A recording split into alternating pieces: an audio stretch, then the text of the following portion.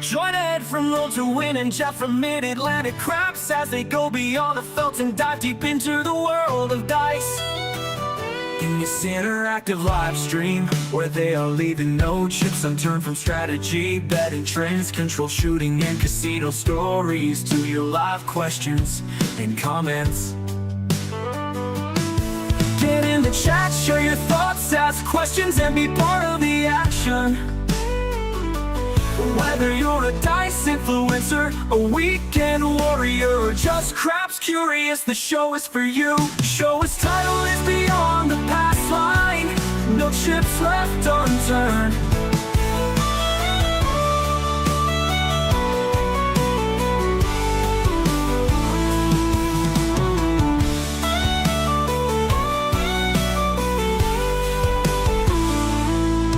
Show's title is Beyond the Passline, no chips left unturned.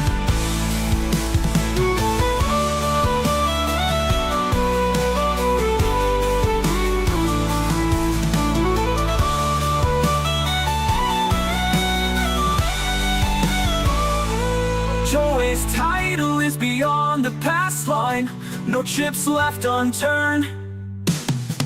Show's title is Beyond the Passline, no chips left unturned. Whether you're a dice influencer, a weekend warrior, or just craps curious, the show is for you. Show's title is Beyond the Passline, no chips left unturned, or chips left unturned.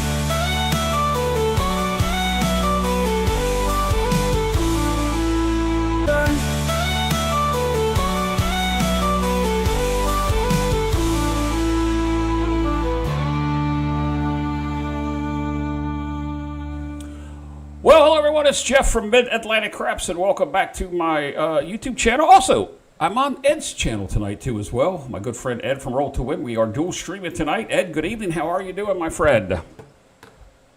I am doing well, sir. How are you doing? It's great to see you again. I'm doing good. I'm doing good. It's been a few weeks since we've been out on this. This actually is, I guess if we're counting, episode 4 of this Beyond the Passline. No chips left unturned, as if that music intro didn't let you know what the name of the show was called. It does say it a few times, doesn't it? AI stuff is just is amazing. I'm not like you. I don't write my own lyrics. I just punch it in there and say, what the heck? Give me something that's going out. So. I like playing with the lyrics. I do. I know. You write some good lyrics too. I like adjusting the soundtrack and all that kind of stuff. So. Yep. I think we're probably using the same software, but anyway, the people aren't tuning in to hear us talk about AI and music and so forth. Might be. They might be, because on this show we have no script. Although we do have a guest tonight, we have no script. We have nothing that we really need to talk about, because typically we talk a couple times during the week. But you recently had another trip, and you've played craps since I played craps. Yeah, I played last weekend. Yeah, I looked at you, and all of a sudden there's no Ed. I look at the monitor. He's thinking. Yeah, I was like, when did I go? Yeah, it was last weekend. Sure did. Went down to Biloxi. Me and the wife went down and met up with my good friend Aloha Johnny. Yep, and I see the hat that you're wearing. Yeah, that's the Back Bay Boys and Girls Club hat that Sweet Lou sent me. Yep, I've even got it on a shirt. Let's see if I can get to the right side. There we go. You can see it. Yep. So give Lou a little credit here on screen time for him. Yeah. So I got a lot of stuff like that from Lou. Fantastic. Well, Lou is doing a fantastic job, and look, Ed, we've got over 65 currently watching between the two channels. So let's cap with this audience. So let's talk about we'll talk about your trip to Biloxi maybe a little bit later on in the show. We also it's interesting, Ed, because just before showtime, I had somebody send me an email, said, hey, I'd love to come back on and be on the show with you. And I said, well, we have another Floridian with us that's going to be on the show tonight. I'll talk it over with Ed, and we'll see how time goes. So, John, if you're listening and watching, hang in there. I'm not set up to specifically put you in the show, but once Ed gets talking, I probably could do that. But, Ed, we have a guest tonight. We do have a guest tonight. You want to tell us a little bit about her? I can tell you right now. She is everyone. She is the best craps shooter in South Florida right now, and getting better and putting everybody to dust. In fact, I know she's the best female crap shooter in South Florida, and she's probably going to dust off some of them other guys down there before long. So what do you say without further ado, we bring her on? Bring her in. You said her name, I talked over you. Go ahead, and as you say her name, I'll bring her in. Looks like Bud's got it, but go ahead. Introduce her. We're bringing in Sweet Rolls. All right. Hey there, Sweet Rolls, how you doing? I want to call you by your first name. But Fantastic. Thanks for having me on. It's nice to see you. I know the last show we did, you almost came on, and then you promised Ed you'd come on the next show. So look, we've got between the two channels, 60 people watching. So they're here to watch you because they don't really care about Ed and I. Yeah, well, they didn't know she was coming, but now they do. So they'll, as soon as they text all their relatives, we'll have like 1,000 viewers or something. My buddies are watching too. You gotta come see Sweet Rolls on the TV. Yep. Hey, Bud. So, Ed, I've never met Sweet Rolls before tonight, so why don't you go ahead and do your magic as Ed the interviewer and see what takes place here. Well, Sweet Rolls came to our Casino Tears event that we had in Las Vegas in early October. So that's where the first time I'd met her, and she was our first female student.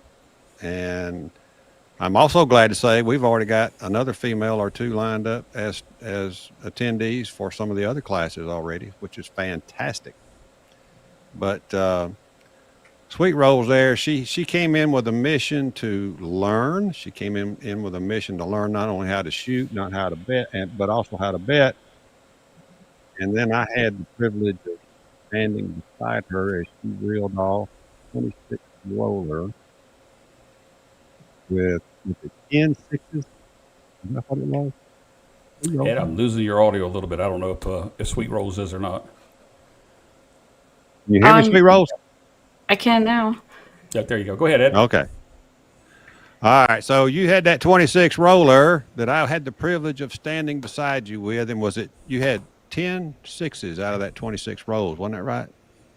It's my first time I collected a black chip on the table. Wow, that's always Not only that, what else milestone. what else did you collect? The canaries. Yeah, yeah. Wow. She jumped right on by the Barneys and went straight on into the Canaries.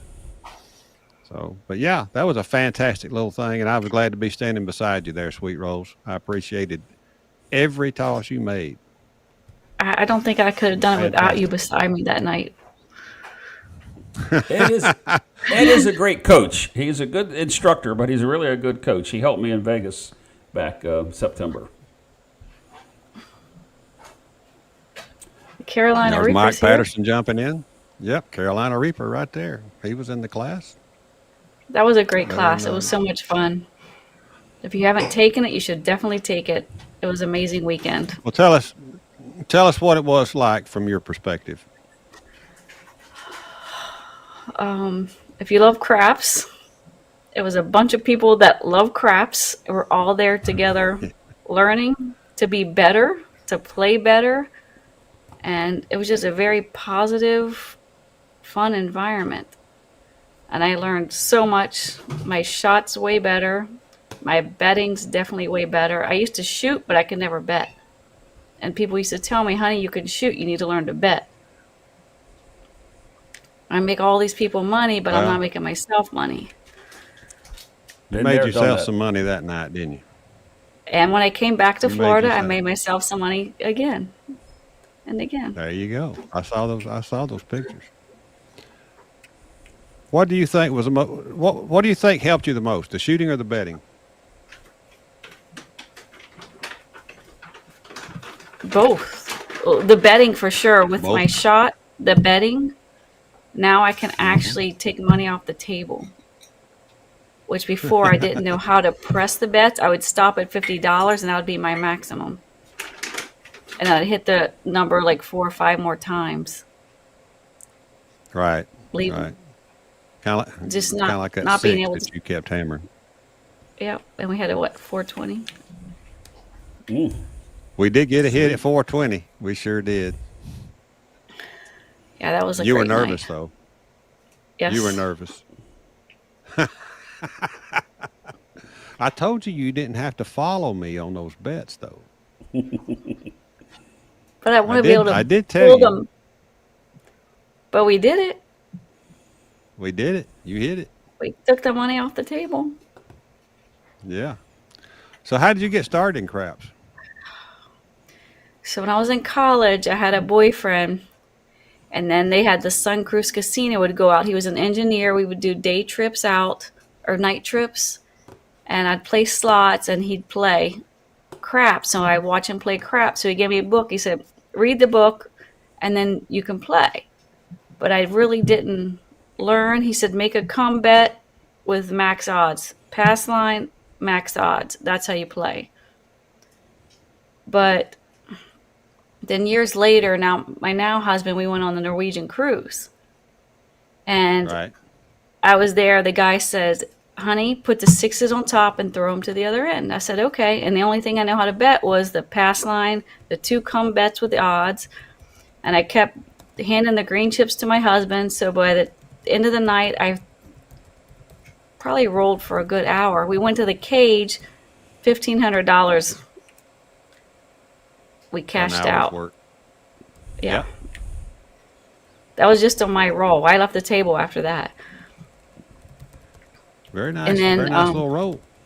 Nothing wrong it with was taking. great. And look, there's nothing wrong with walking away with profit at all. So $1,500 in an hour, that ain't bad money. The rest of the cruise, I was getting high fives by everybody that was there. So then my husband got the idea we should be dice setters because he doesn't gamble. So it's not gambling if we're dice setting, right? I said, okay. So Yeah. She told me that earlier too, and I didn't quite understand that, Ed. because we're dice setting, we're not gambling. We're not here to gamble. We're Okay. dice set. I'm like, okay. So we went to Vegas right before February, right before the shutdown. So we went to Casino Quest. We took lessons from Ronnie at Casino Quest, which was great.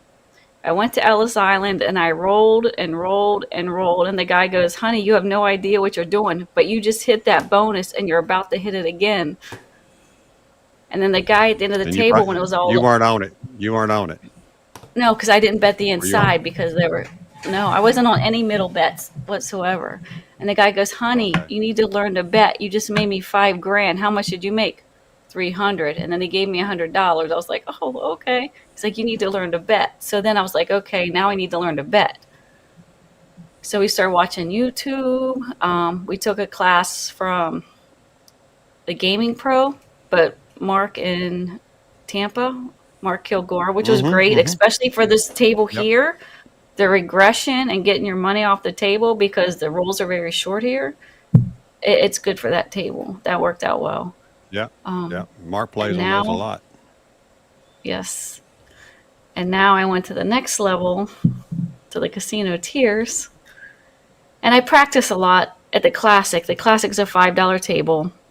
It's brand new dealers, new players, and a lot of them only just come in and throw hot bets down. It's very disruptive and crowded. And then the Big Hard Rock. Now I feel comfortable going Yeah. to the Big Hard Rock, playing, making money, pressing, getting my money off the table. But when they see the 7 on top, they give me shit. I wonder who gave you that set. It was a good set. I wonder who gave you that set. I had my 6 to 160, 120, and my 8 to 180. And that's the night I bought in for 800 and I took off 2,000. But the guy, Very nice. the right hand, Very he nice. said he had hit his up to 360. His 8 was at 360. So Well, everybody bets a little different. I was thinking, You probably bet pretty much like you and I bet, though, that what we talked about. Most likely. Longer roll's going to go, and the way we're doing it with you was if it stops, we make good money. Bo said I should have went the way- to 90 to 180, 180 to 360. Well, you should have went 90 to 180, yeah, and collected. I would have collected the 210 on the 180. And then if it hit again, I would have dropped $30 like we did at the Palms at 20. I went from 90 to 120. I collected 120, then went to 180 and left it Okay. there. I But would- then I regressed. Go ahead. I regressed my bets, and then I hit the 8 3 more times and the 6 2 more times. I took them down That's the way it to. goes. As 10 Ton would say, you got to be like a bee and just forget that. Just go right on. You did what you did and just keep going because you're taking money off the table with that regression and you keep hitting it. Doesn't matter. Just press on up again. The next time I didn't take my money off. I left like 500 or 600 out, but I still collected 1,300. So See, if you don't have it on the table, you can't win money. That's a fact. That is a fact. If you don't have it out there, you're not going to win it. You've got to assume that on any decent hand that you're going to have 50% of your winnings will still be sitting on the table. Right? 50% of what you've got in your rack will be on the table from the winnings. That's kind of how it's going to work if you get on a decent little roll. because Bo was in my head, craps number, turn your bets off. So I didn't turn them off. I reduced them. Yeah. I had another you good know, roll. Bo, see, everybody messes that up because Bo says that's on randoms, not on a DI like yourself. I wouldn't turn my bets off on you ever. There's a I still compliment. have a lot of work to do. Thank you. I still have a lot of work to do and a lot of practice to do. Yeah. Ladies and gentlemen, this girl, when she's drinking wine, she can bet like nobody's business. I try not to drink and play.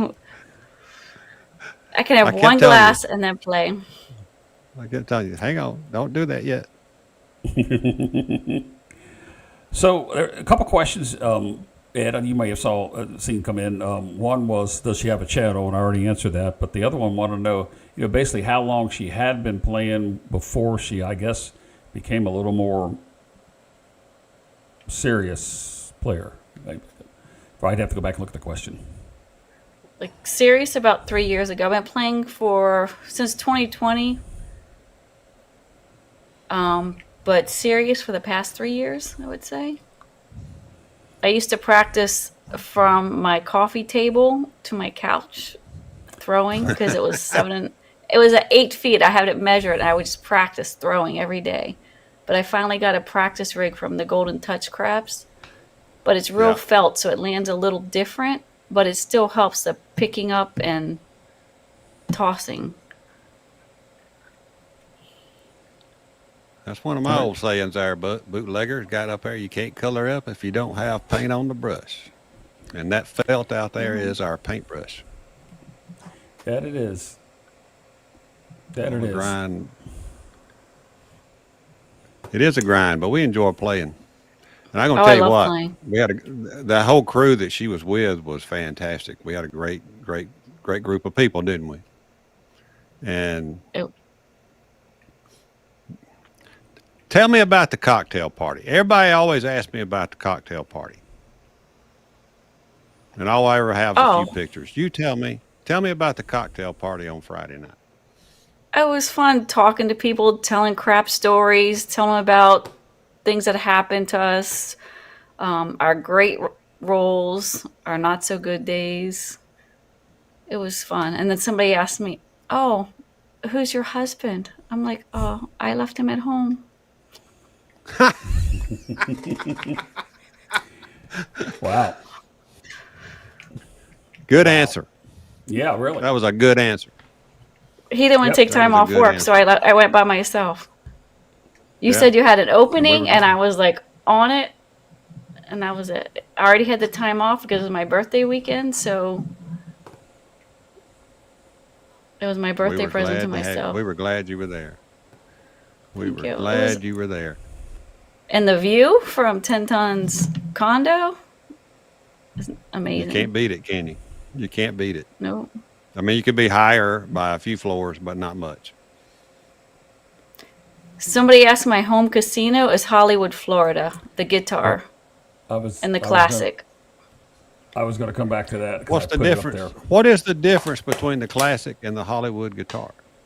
The classic's the original casino before they built the guitar. They built the Hard Rock, and then they built the guitar and the Hard Rock are together. But the classic is the original casino. The locals call it Little Smoky because it's filled with smoke.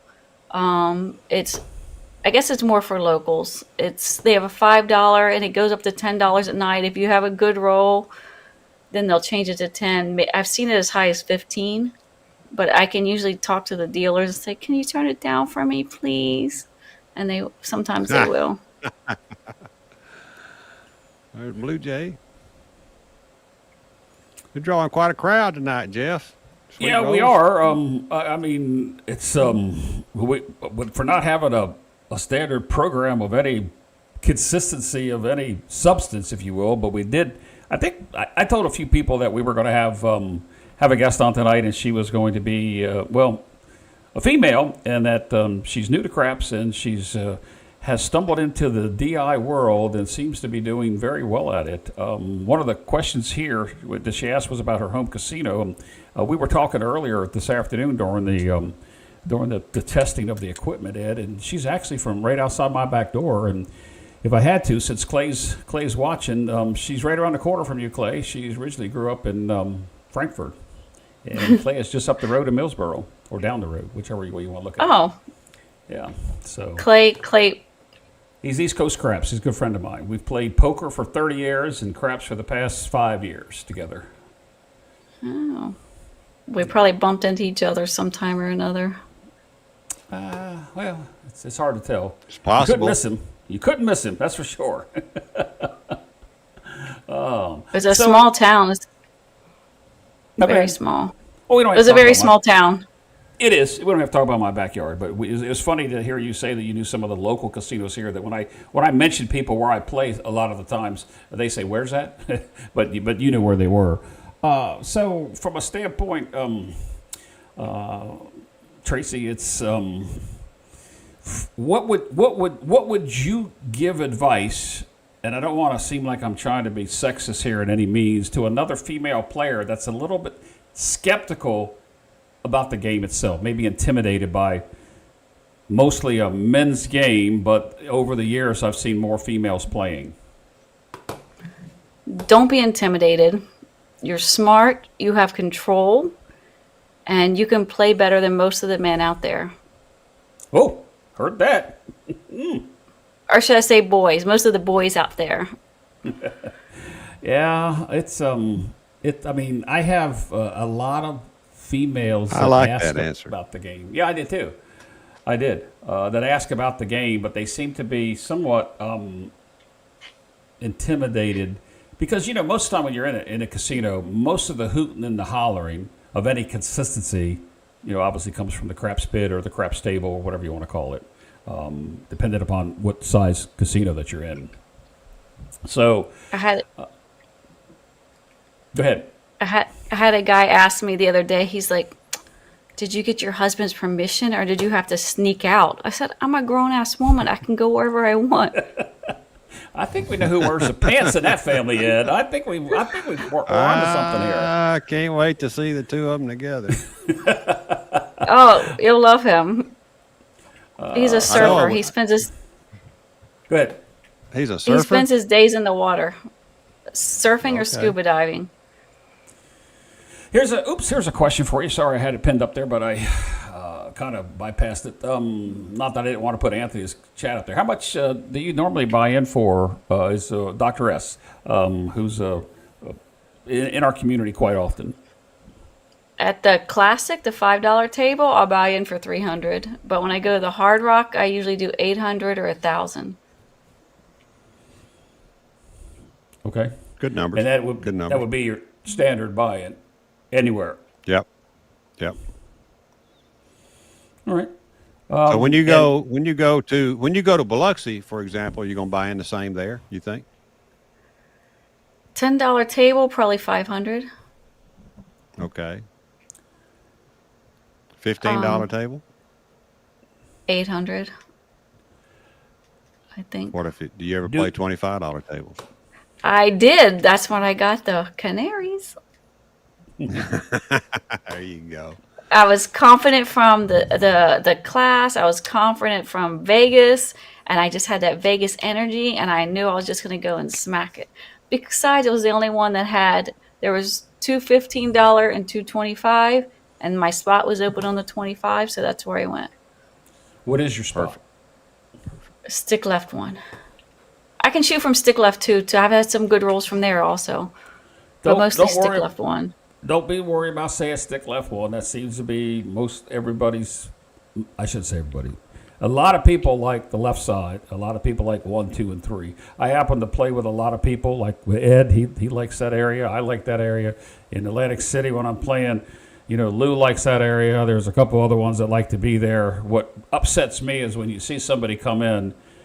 One, if they pass the dice sitting there, it really irritates me, but I don't say anything. But if they're just a shaker and a baker and throwing from that position, it defeats the purpose. And for the most part, they don't believe in DI anyway, so they're not going to budge one way or the other. I hate it. I hate it when don't players are setting at stick left one.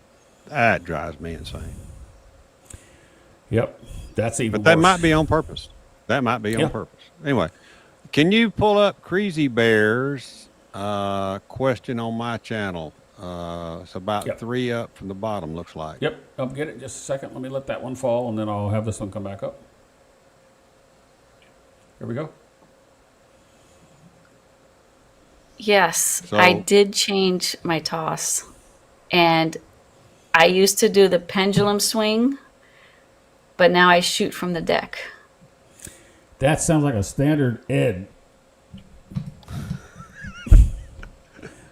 We don't have time for my stories, but where did you learn that? At the experience or from Ed, or both? The experience from Ed, shooting from the deck. But then when I took my classes with the bow, he had me pull it back about 2 inches and then shoot. And then my final exam at bows, I had another 25, 26 roll. I hit the ATS and another 1,800 out. Wow. It ended up really nice. And part of that question was, did you also change your set coming out of that event? Yes, I changed my set to a hybrid 7 set. I used to use the 2V on the come out and the cross sixes to get the inside numbers. But now I've been very lucky with the hybrid 7, 5, 1, 2, 4. You gave me 2, 3 is what I used at the Palms. But then I heard you say 5, 1, 2, 4, and that's what I used at the Hard Rock. And I hit the 8s over and over and over. Perfect. Another Now you question? got 2 sets. There's another question. Tell me how you start the betting after a buy-in. Well, I wait 1 roll, and this is new. I used to go inside, but now I'll just wait till I hit a number, then I'll play the number, collect the rent from that number, then I'll press that number. And then I only press what's hitting. But I'm thinking I could go across or inside. If it's a $10 or $15 table, I should just go across and then press from there.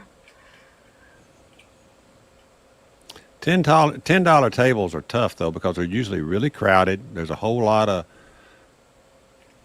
people doing a lot of center action usually on a $10 table. Usually like doing $1 horn, $1 hard ways, small horn bets, ace deuces, high lows. They're all throwing in that stuff, and so those $5 tables can be tough to play on for me.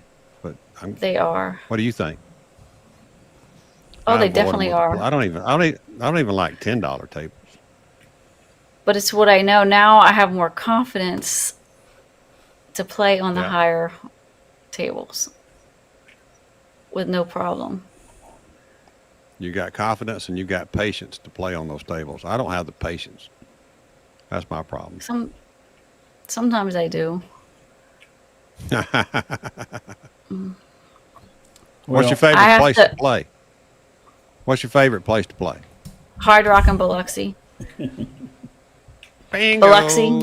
Biloxi. When I came back from Yeah. Biloxi, it almost made me depressed to have to play here. I was like, oh, I don't want to go. I don't want to go. Which I used What to do you go like? all the What do you time. like about Biloxi? I mean, I know all the things I like about Biloxi, but what do you like about Biloxi? The dealers were great. The customer service was outstanding from everywhere, everybody.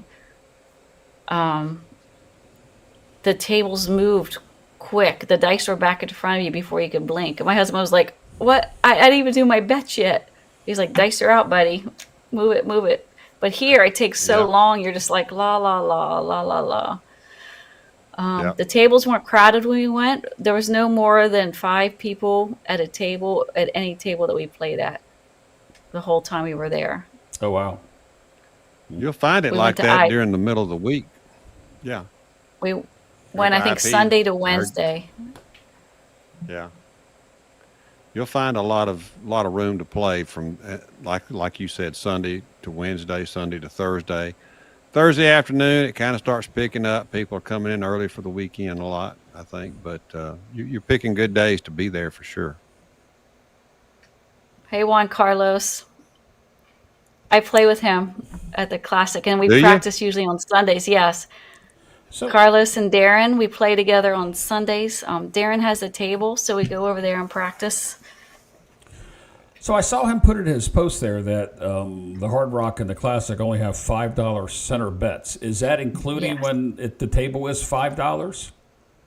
Yes, correct. Because here locally at Dover, Bally's in Dover, no matter what the table is, it's always $5 center bet action, and a lot of people don't like that because they want to throw, Lord knows, after every roll, $4 on here and $3 there, and give me this over here, and if you cut that down to $5 bets in the center action, you cut a lot of that crap out. It cut out a lot of That chaos. might be why they did it. I'm That sure. might be why they did it. Because people would come over from roulette or somewhere else with dollar chips and just throw them down. Hop this, hop this. Yes. So, I mean, So do you play any other games? You said roulette. Do you play any other games, Sweet Rolls? I play slots. I lose at slots, and I probably shouldn't be playing the slots. Ooh.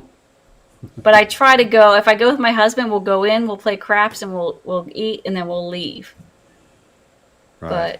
But I try not to because they just take your money.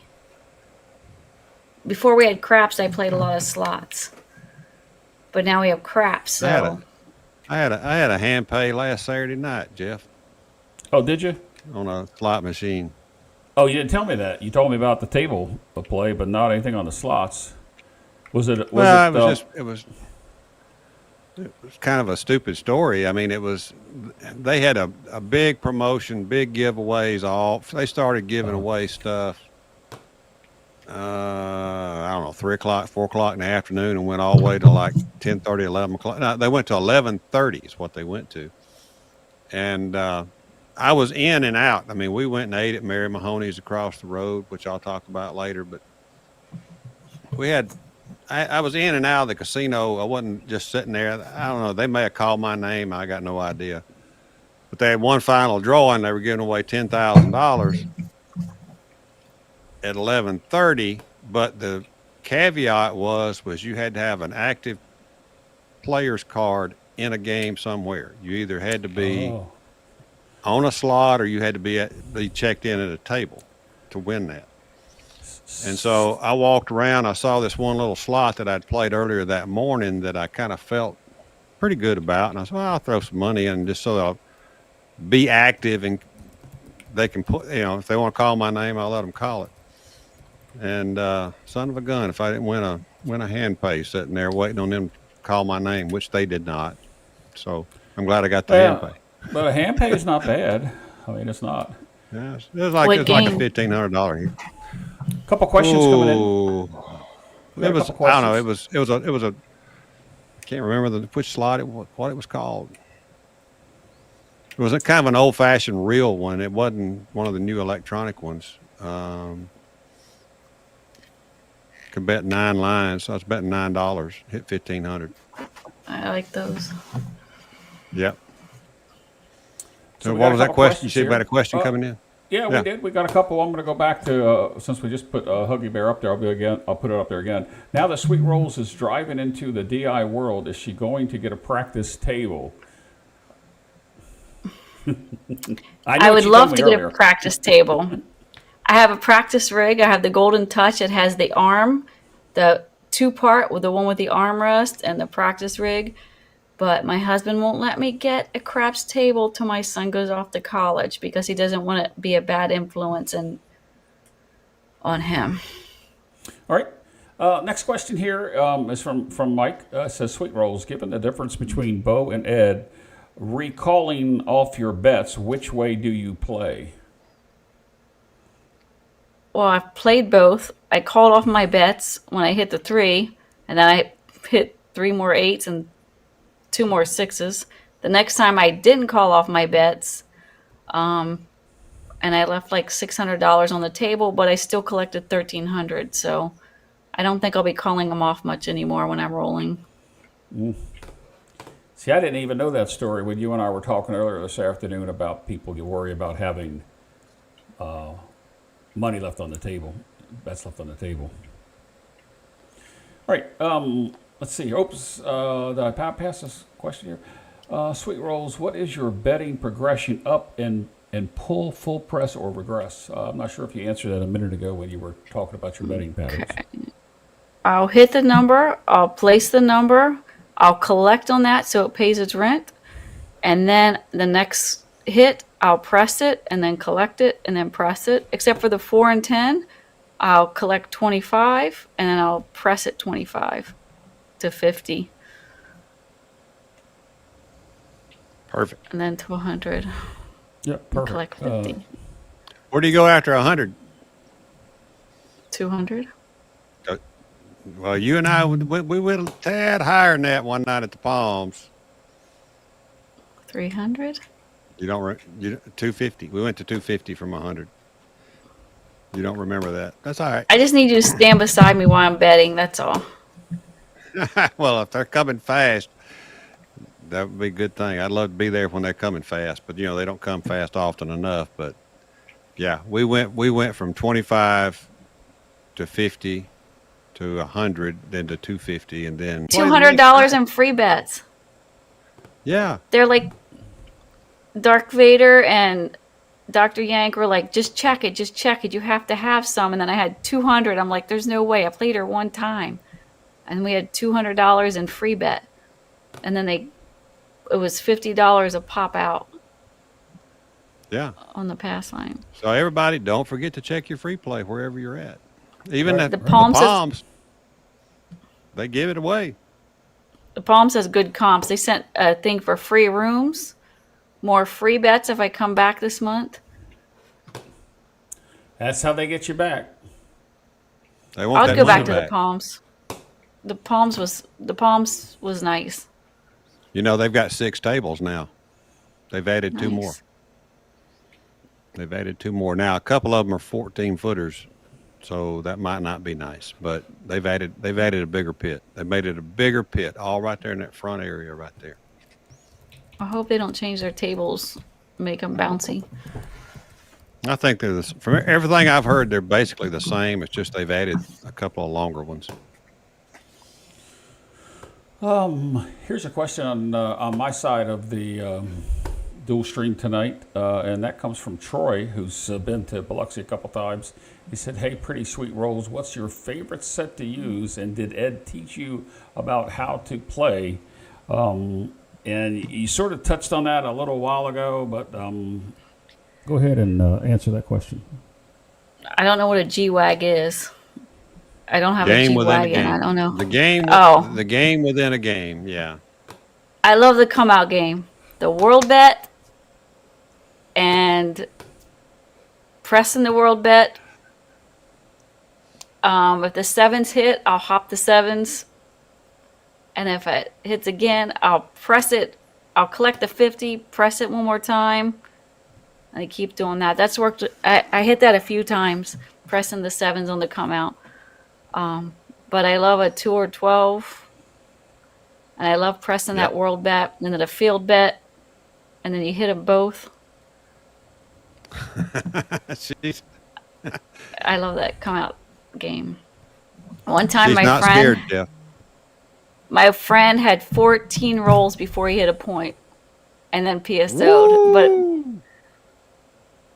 But if I knew how to bet before, I made $175. It was a $5 table, but I really wasn't. I think I had to press it to $15 on the world bet and maybe 15 on the pass line. But he kept hitting 7s and horns, 7s and horns, and I was like, oh, $175 before it even started. But if I would known the better pressing the world, I would have made a lot more money because it was 14 numbers before the point. Oh, and then my dice set, a lot of tosses.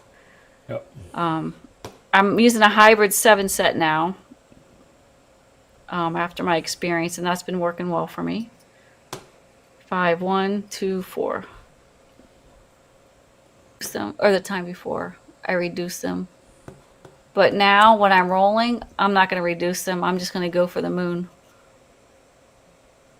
There you go. That's my girl.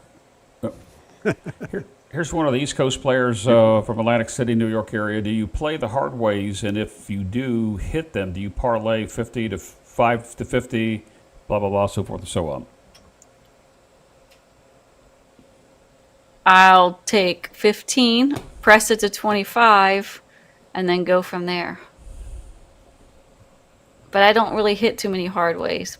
But that's my strategy.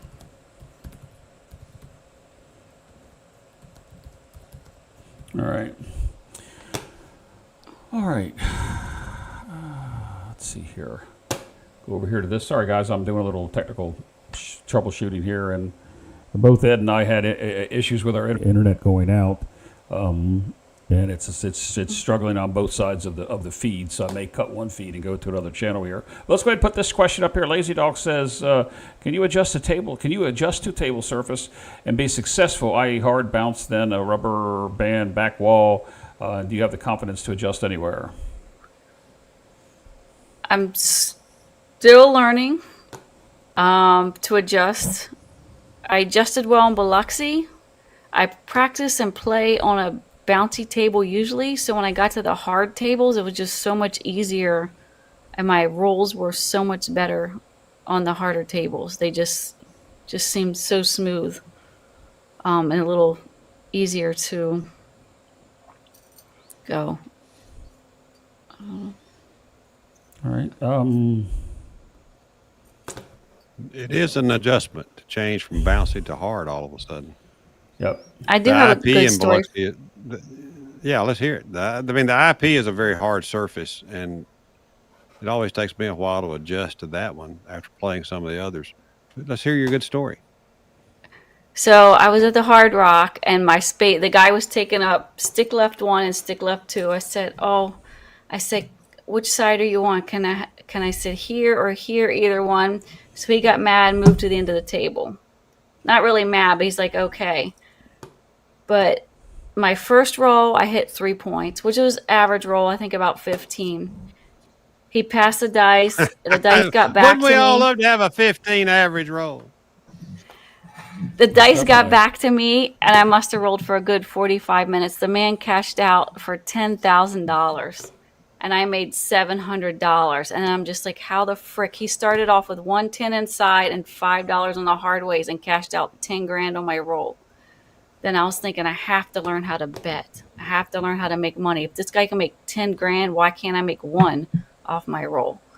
So then I was like on a mission to learn how to bet, and that's what the experience taught me, is how to bet on my rolls and take the money off the table. There you go. One of the best attendees ever. Not to disparage any of our others, but man, she lit that place up. She lit Vegas up. I love it. I love craps, but work gets in the way of my craps. That's a damn shame when work gets in the way of playing craps. And since we're talking about that real quick, Ed, let's go over here and talk about, since we're talking about the experience, and we'll give you a little plug for the next experience. You can update this as we go along. Don't go anywhere. Tracy, we'll be right back with you. I know there's some dates here changed, Ed. What is different there? No, the dates are all correct, I mean, but Biloxi is sold out. That's what I meant. Biloxi January is sold out. It's been out for about a week or two now. I mean, it's done. I think we have one. I think that's still accurate. I think we still have one left available on Sunday. Possibly two. But Bo, check with anybody who's interested. You can check with Bo. He keeps the current tally going. Obviously, July, midsummer there in Biloxi is wide open. We've got a lot of opportunities there for folks who want to but can't get in on certain dates just in case somebody drops out. But the money is never collected until about 30 days before, that kind of thing. So getting full already for next year, folks. And then don't forget we got the Brown Water Bash, which is a no-charge event. Oh, yeah, I had that Coming into Biloxi in May, the weekend after Mother's Day. Right. 18th through the 17th will be the Brown Water Bash. I'm not sure yet 100% if Hard Rock will be my main casino at this point. Probably will, but we'll see. Got a host issue. Yeah. Like I lost my host for the last 3 years. Yep. She's not there anymore. So we got to figure that out, and we will have that figured out. But anyway, there will be a Brown Water Bash on those dates in May. Look forward to everybody just coming down. Use your comps wherever you are. Stay wherever you can stay for cheap or free. And we'll all be in town, and we'll meet up and have a few drinks, and everybody just goes and plays craps everywhere, all over town. Yep. Let's see here. Back to with Tracy, Sweet Rolls. It's on your screen there as our guest tonight. If you were only one number away from hitting the all, or the ATS, betting 555, would you lock that away by laying it, or would you just go for it?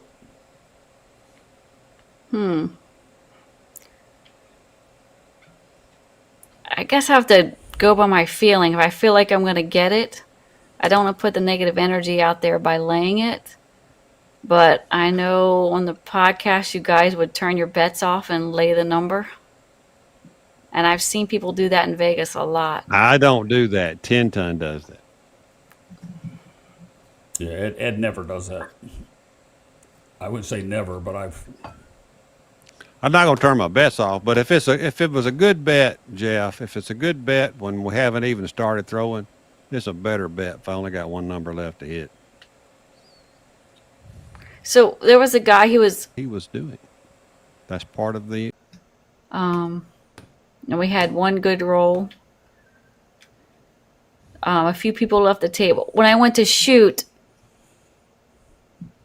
I'd hit a number, people would buy in. I hit another number, buy my fifth roll. Then the person bought in at the end, put their chips in my landing zone, and I sevened out. Then I cashed out and left. Hey, lazy dog, meow, meow. There's a question here, Ed, and then I want to make a comment about the technical issue I'm having here. But the lazy dog wants to know when the new licenses are coming out. Oh, that'll be February of 2026. They come out at the opening day of crap season every year.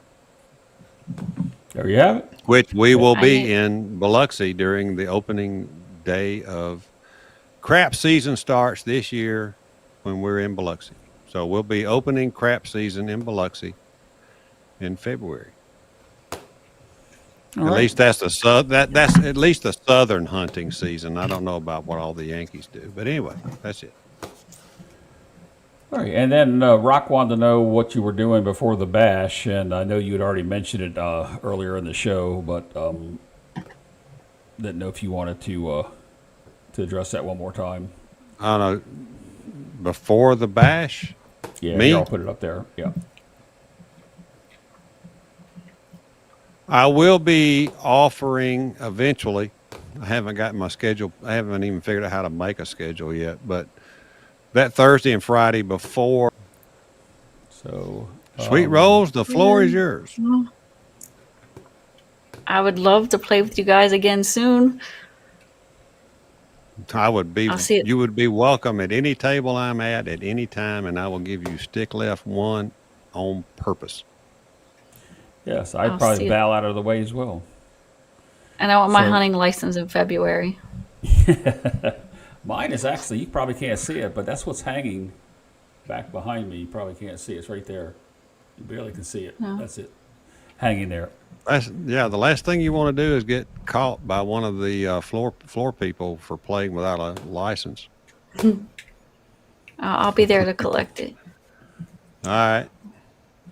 All right, Ed, I am going to go ahead and I've tried to do everything technically I can do on this end to keep the streams up and going, but right now I am not getting enough signal to continue even to worry about that. And I tried to switch to my backup, and it's not engaging. But I don't want to make excuses. I was going to shut it down and come right back up with something, but I don't know if I have time to do that. So probably the best thing we do is just go ahead and call the show. And Tracy, I apologize for the technical issues today. When you and I were on, we had no problems whatsoever. And when Ed came on and you were in the green room, we had no problems. And then about 40 minutes into the show, my provider has really been screwing with me.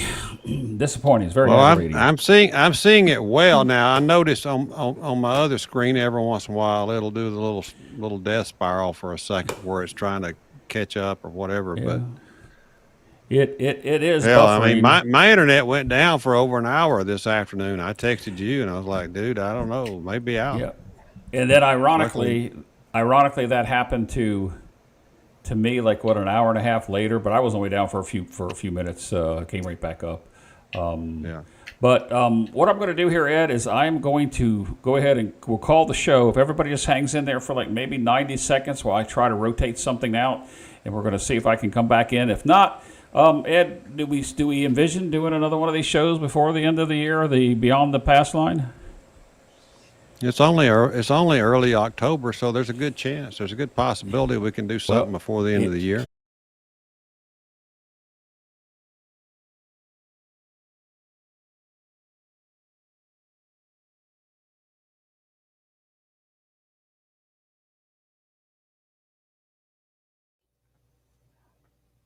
All right, we may be back, Ed. I don't know that we are or not. We may have lost some viewers, but we can continue to go ahead and see what happens with this section of the stream. I have got the failover up and back running, live? but yeah. You sound better than you did a minute ago. Oh, does it? Oh, wow. Yeah. Yeah, I had to make an adjustment here, but we're going to continue. And while we're there, we should. I can ask some questions of Stacy while we do this, and tell everybody that we're back. I think Tracy. we're back. I said Stacy. I knew I was going to do that. I told you what you did there, Ed. You did that. I said I was going to do that before the show was over. Sorry, Tracy. I apologize. My whole life I've been Stacy. Well, I actually know a couple Stacys. I know a male Stacy and a female Stacy, and sometimes it just I don't know, causes problems. I guess we're still broadcasting on my side, dude. We are on my side too, and right now I have got. I'm just checking. Yeah, I'm just waiting on this signal to catch back up with me, but I tripped the failover switch, I guess you could say, and I couldn't do it while you two were talking, and I'm kind of hoping that we're going to be back. Looks like on Sounds my pretty side. good. You look good and you sound good on my end. That's all I can tell you. Yeah, I'm trying to make sure that I am live on my side. It looks like I am. Yeah, I am.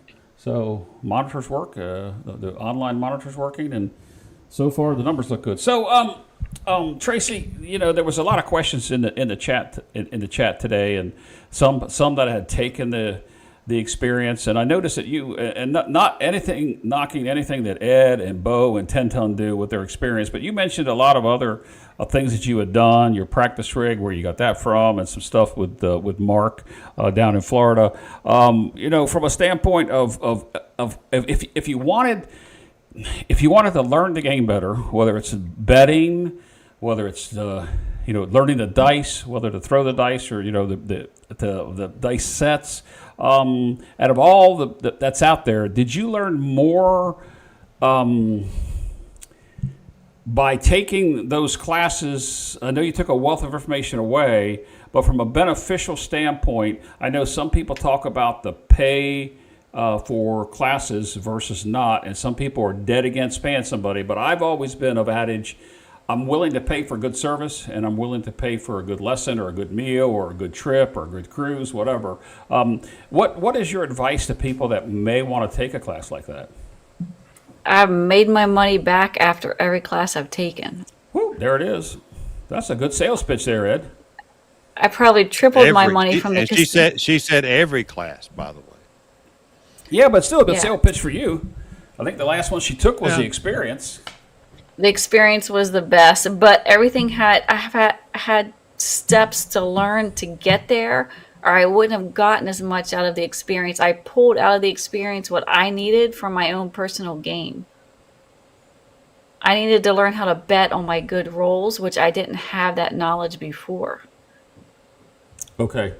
Well, one of the things I learned with Ed, and Ed and I have been friends for a number of years now, and I've not taken his class, and he's probably given me a class or two over the years that not even realizing what he's doing. But the very first thing he ever did for me was to get me to launch from the deck. And I noticed that you said that you launched from the deck instead of the pendulum, and then Bo got you to go back a couple inches. And I'm curious to know, what was the purpose of the moving back? And I think I know the answer, and I'm sure Ed probably does, but what was the purpose that you found difference from shooting from the deck and then working with Bo and moving back a couple inches? To get it to the end and hit the back wall. So you were having difficulty. You were landing short? Yeah. At Bo's table, yeah. Just a little. Okay. Not both dice were hitting the back wall. Have you tried the difference between where you normally threw and then maybe going back a couple inches and throwing at a live? Oh, I practice both. I still practice both. How about at a casino? Oh, at the casino, yes. I practice. I did it the first time from the line, and I put in that set into Bone Tracker, and then it gave me another set. So I tried that, and it didn't work at the casino, but it worked at my home table. 3-2-3-2. When I put in Bone Tracker, it had a better SRR, but it didn't work well at the casino. So my practice table lands. I had to adjust. I went back to the 5-1-2-4 and then nailed it.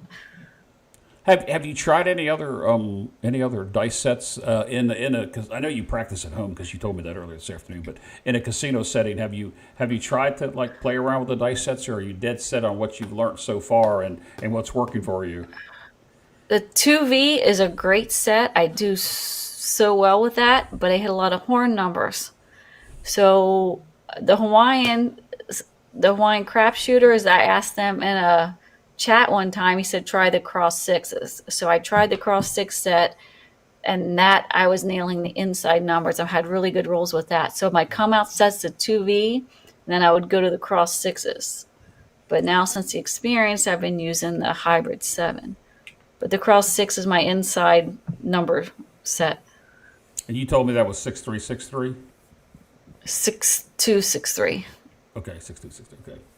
Yeah. All right, so whether you know it or not, the 6263 and the 2123 that you're probably throwing on the cross on the 2V, they have the exact same sevens in the same spot. You're just going to hit different numbers. I saw that on the chart. Yep.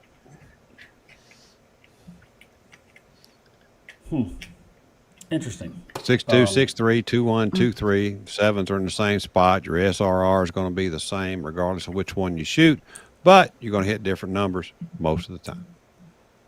Yeah. So And if how- I was on a crapless table, the horn numbers would have been beneficial, but the Oh crapless yeah. table here is always crowded. Yeah. So Is it how many crapless tables do y'all have down there? There's two, but I've only ever seen one open at a time, and it's always Okay. crowded. It's been $25, so that's kind of rough to spread out. It's an expensive way to play craps at $25. If you're not hitting horn numbers, you're on the wrong table. no, I would think. Yeah. Do you play crapless? The table's always crowded, and I don't play well on a crowded table, so I never go over to it. So I look for my spots open, who has the less people, and that's the one I go to. Well, the last time I was in Biloxi, it was the crapless that was my savior. I blew money. This is basically more what you could say. Even though I had some really good, terrific daytime rolls, I blew money during the daytime on the non-crapless. And then in Vegas in September, I only played crapless once, and that was with Ed. Was that table on the end there, Ed, crapless that we played on after we switched down at Planet Hollywood? Or was that regular? I think it was regular. Then I haven't played crapless in Vegas when I was there, so never mind about that. But that table closest to the bar at the Hard Rock, I would have to tend to say that's probably my second favorite table there. And if I have as much luck as I do next May, it may become my favorite table. We have a lot of fun on that table, don't we, dude? I mean, that's a Yeah, good we do. table. I mean, it's only open on the weekends. It's open Friday night, Saturday night. That's it. Yeah, it wasn't open when we went.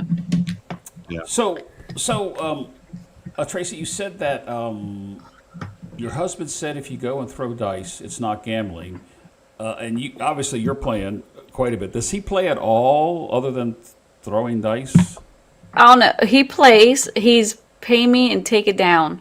So he might bet 2 numbers, maybe 3, and then he'll collect and take it down and then wait for the next shooter very patiently. But he's a good shooter. He's a really focused. You can't wreck him. Nothing disrupts his shot. He's very, very focused, and he shoots well. And when I went to the Hard Rock, some guy goes, "Oh, I heard your husband shoots better than you." I'm like, "What?" No, it's my game. It's my thing. But it's his way to spend time with me too. He likes to spend time with me, so that's one way he gets to spend time with me. But he won't lose money the way he does. He usually doesn't lose money Okay. because he has his bets off the table by the third roll. He has all of his money off the table, and he gets upset if he loses a Passline bet. Well, yeah, it's a contract bet. There's not much you can do about that. But But we'll go. I'll be down 100. He'll be up 100, and we're both at the same table at the same time. So y'all don't play as a team in any kind of way then. Y'all each play in your own way at each time, correct? Yes, but when we were in Biloxi, I cashed out 800. He profited 300. So Big difference. Big difference. yeah. Big difference. no, it is. It is. And do you But have? now I know we. Go ahead. Sorry. Go ahead. No, go ahead. No. Now I know after the experience, it could be a lot more. Do you have a win or loss stop loss? A win, like you reach so much, you stop. If you lose so much, do you stop? I If you have to think about it, you don't. Well, I don't lose everything. I always walk away with something. Try not more than 50%, but I was down 100 last time I went, and then I cashed out. But I was there forever. It had to go all the way around the table just to get to me to shoot, and I held in pretty good.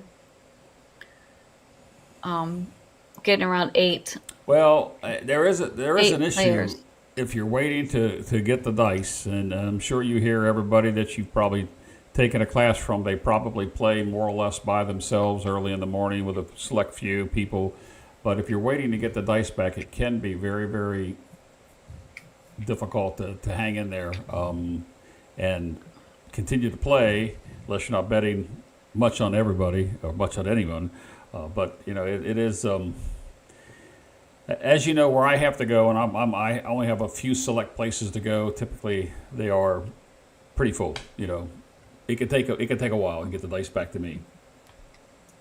Yeah. If I have a day off during the week, I'll go during the day, but I'm off on the weekends. Sometimes I work the weekends, but if I'm off on the weekends, I'll go in the morning around 7. Once in a while, I'll go before work at 5 a.m., but there's still people there, like 3 or 4 people. It's not an empty table, but it's closer to empty. Well, she's a diehard, Jeff. She is a diehard if she's playing at 5 a.m. in the morning on the way to work. Well, I was going to say that in my is, scripts. I don't have that luxury here because they don't open the casinos until the afternoon, and typically there's people waiting. I know in Atlantic City there are a couple places that don't have 24/7 craps, and depending upon where I'm staying, I don't get the opportunity to do that. I saw the Reaper's question. I don't play the Dota against him because he's a good shooter. But he likes to play the 6, 7, 8. That's his favorite bet. And on the bubble craps, that's his favorite bet. Well, don't get me started on bubble craps and stadium craps. Do you play bubble craps at all, Sweet Rolls? Once in a while. There's one casino we go to. On Saturdays, they have a little bit of bubble craps. I'll play for a little bit. But he'll go. I don't know how he does it. He'll win $100. And he has to wait 20 minutes. He'll go to the bar, come back, play again, and then he'll come and give me the money to play slots. Okay. But we don't go there very often. But once in a while. I don't like it that much. I used to like the one where it says, "Come on, hit the button." And it's a bunch of people around it. Yeah. They used to have it at the Aria. It had one tube with the dice and like 6 stations around it or whatever. Yeah. Yeah, I had a good time at that one week. Yeah. Or one night at the Aria. I made $1,300 on that stupid machine. We were all having so much fun. Come on, hit the button. I actually watched someone do it multiple times, in for 500, out for 15 in just a few minutes. And although it's fun to watch her play it, I can't replicate it. But I just find bubble craps to be just so boring. And there's people I know that stick a couple $100 in and cash out a ticket for $400 or $500, stick a couple $100 more in, cash out a ticket for $400 or $500, stick a couple $100 more in. That's just not my style of play. I don't find that very interesting, let alone entertaining. And I would rather have a little bit more control over my choices. I don't know if that makes sense. At a live table, maybe that's how I should phrase that. I like the live table. Somebody asked if I ever play at Tampa. I played at Tampa one time, but it's 5 hours for me. I usually play in South Florida. Yep. That's been asked a couple times where your home casino is, and when you say guitar, you talk hard rock, and most people kind of like fixate with the fact that when you talk about hard rock in Florida, you're actually playing at Tampa. I played there a number of years before they had craps when I was into the poker world and played poker there a lot. Traveling a lot of back and forth between Tampa, Orlando, and Port Orange for a number of years. I have a good friend from the Navy that lives in Tampa. So I'll stop and see her once in a while. That's the one I moved to Florida with. So we'll go ahead and ask the viewers that we have here. We've gained some of them back after that snafu. We're still pushing just above 50 now. If anybody has a question for Sweet Rolls that hasn't been answered tonight, and if you've asked a question, I may not display it, but if you have a question, please go ahead and put a capital Q in front of it and ask the question for her. If you have a question for Ed, there's been a couple questions in here for Ed and myself, which most of the time it's Ed, because he is the official guru of knowledge. Don't get ridiculous. You've played a lot longer than I have. Let's just put it that way, Ed. And and much more experience. So while we're waiting for that, Ed, any of shows from Tales from the Table in the can working on production? I don't have a darn thing in the can, and I need to get some in the can. So, Lou, I'll be contacting you. Oh, that's right. We work. Maybe try to get that one in. Maybe try to get one in before the end of the year. Since it's already October, and I mean, no, shit. It's November now. So It is November. I can't figure out what month we're in now anymore. So, maybe one more by the end of the year, or it may drop early next year. We'll see.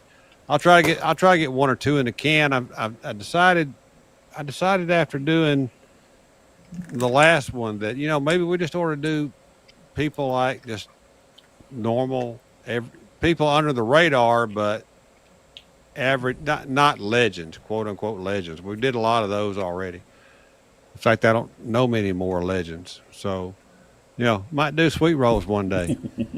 You should do the wine crap shooter. Well, I need to do Brian, but Brian's got a busy schedule.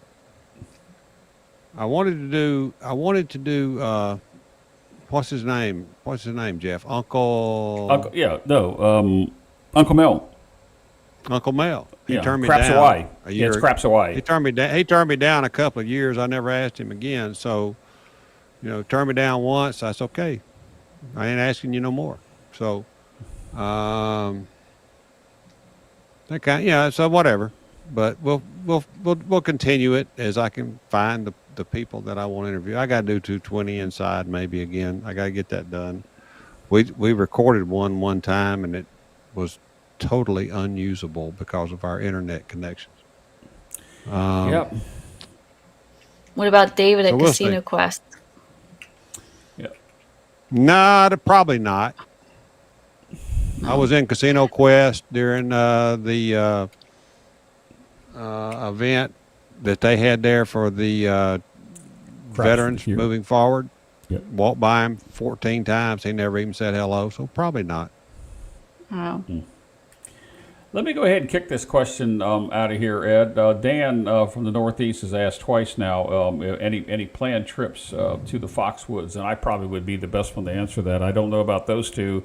I've played at the Foxwoods many times, the Mohegan Sun. I don't anticipate a trip back that way for me, Dan. The farthest north that I will be getting will be to Atlantic City. And I do have a trip for mid-New York, Turning Stone, possibly early next spring. But other than that, I don't think so. Not from my standpoint. I know, Ed, you've not been that far in the Northeast. The farthest you've been is Atlantic City 2 years ago.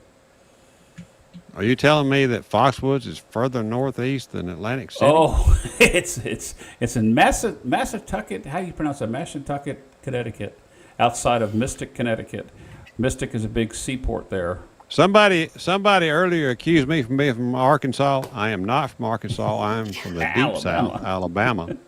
I am not taking my southern ass that far north right now. I can promise you that. It's getting too close to wintertime.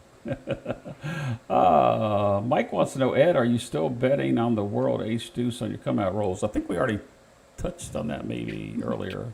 I did that. I do that every time I'm at the table in Biloxi for sure. Yeah. All right. Oh, and Crazy Bear asked another question. Is there any prep work? Nope, there's none. He's coming to our event. Come as you are, dude. That was your question. Just come as you are. I guess this would be for Tracy. I heard her mention something about a stool and sitting up on the stool. My shoes. Yeah, do you have shoes? So I have shoes. how tall? But how tall are you barefooted? That's number one. I'm 5'1". So Okay, yes, I she's use my 5'1", shoes. folks. Wow. And You she's can't got tell And I that, have- Mike. You can't tell. two pair. She got two pair of shoes, and they're both cute. Is that right? It's like a 2.5 Well, inch platform. Yeah. Yeah. Go ahead. One sparkly, and they have a 2.5 inch platform on the bottom to help me reach the table better. I can't drive in them, but I sure play in them. Wow. There you go. I would have never guessed you were that short. You did tell me the story with the getting the stool, and then you wanted to, put your knees up on the stool and shoot. Oh, I put my knees up on the stool, and they're like, "Ma'am, you have to have one foot on the floor while you're shooting." Yep. Well, so any questions, guys? Let's go ahead and ask some questions. Oh, it's a question on my side. Hold on one second, guys. Let me switch this over here, and I didn't even notice this. Andy, it's nice to hear from you, my friend. We should probably touch base sometime and Cajun Craps. Let us know how you're doing. I hope you're doing well. Yes. And call me sometime, Andy. You do have my number. Why craps versus other games? I'm assuming that's for the panel, but we'd rather hear from Tracy. Because it's the best game in the casino. It's fun. It's just the best game. Cards are boring. There's nobody high-fiving each other at a blackjack table. Nobody high-fiving each other at a roulette table. At the blackjack table, if there's some bonus that is hit, it's got to be a bonus bet for somebody hits some weird, one of those weird bets, or hits the progressive or whatever.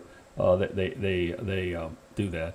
Sarge, I believe we did hit on this question, but maybe I may have been steady looking at my technical aspects here, trying to get the show going. So, hey, Sweet Rolls, hey, Sarge, come out game.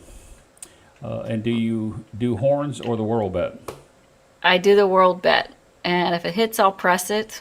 It's called a world here, not a whirl, but I guess it's a whirl in Biloxi. I was going to make mention it can be a world, and a world spelled two different ways, and then the whirl, like he just spelled it. Yes, it's my favorite bet on the come out. Bet. I love the come out game, especially when the 12 hits, 12 or 2, and they hit again. One time I hit a 3, and then I hit 3 12s right after that. It was the best day. Ooh, good money. Good money. Yeah, that is good money. Yes. That's before I learned how to press them up. Now I know how to press them up. There you have it. Dan, thank you. We'd love to play with you too. I just don't foresee a north that far up to the northeast. I don't know that that's happening in my world. Shoot me an email at Jeff at MidAtlanticCraps.com, and maybe we can talk a little bit. Let's see here. I would love a craps road trip, just to drive and stop at all the craps destinations up the East Coast. You sound like Lou. He drives to the south though and does that. It's the only game. What I always wanted to do is I always wanted to drive up to Tunica, and then drive all the way down the Mississippi and stop at each casino along the way, and then end up in New Orleans, and then bop over to Biloxi and catch all the casinos between New Orleans and Biloxi, and then drive home. I've always wanted to do that. I'll do that someday. Good road trip. I thought you'd done a portion of that at one time. I've hit several of them at different times, but I've never okay, I'm going to go to Biloxi, play and stay one night or 2 nights, and then come down to Vicksburg or whatever it is, whatever they got left, and then drive on down, scoot over in. I mean, but there's a lot of casinos down the Mississippi River, and then over in Louisiana, and then you can end up in New Orleans, and you can come across I-10. There's past Christiane. There's a couple more, and then you get into Gulfport, then you get into Biloxi, and then go home. So I could take a week probably and play through each one of those. That'd be fun. All right, come down, Jeff. Come down, Jeff, and we'll do it. I would love to do that. I would actually love to do that, and I'm sure Lou would like to come along because he doesn't like to fly. He does fly, but he likes to drive to these destinations. I don't see any other questions coming in, Ed. Anything we want to chat with about with Tracy before we wrap it up here? I had something that I wanted to say, but I can't remember what it was now. Oh, sorry, I cut you off again. Yeah. I don't remember what it was. It was probably something stupid, so it doesn't matter. All right. Well, we're going to go ahead and call the show. Tracy, thank you for stopping by. You're always welcome to come back, and hopefully. Thank you. It was fun. we won't have technical issues that we've experienced tonight. And it just seems like, I don't want to say Ed's a jinx, but here lately, I've had trouble doing. Ed and I did dual streams for years with no issues. It just seems like the last couple of shows, I have experienced issues, and it's frustrating from a producer standpoint. Trying to stay involved in the show, being able to to the screens and put the chats up and stuff. But I'm glad you were here. I look forward to meeting you sometime. Any parting words for this group again? I know I just asked you a little while ago. Well, like Ed says, play like you practice. No, he's got to do that. There you go. You almost had it. There you go. Ed, go ahead and tell us. Practice Tell us what like it is, you Ed. play like you practice. Yeah, there you go. There you go. Anyway, God bless each and every one of you. We appreciate you coming on. This is our 4th episode of Beyond the Passline, No Chips Unturned. We will be back, according to Ed, before the end of the year with another one of these shows. And I hope the technical gremlins stay out of my production. Till next time, as always,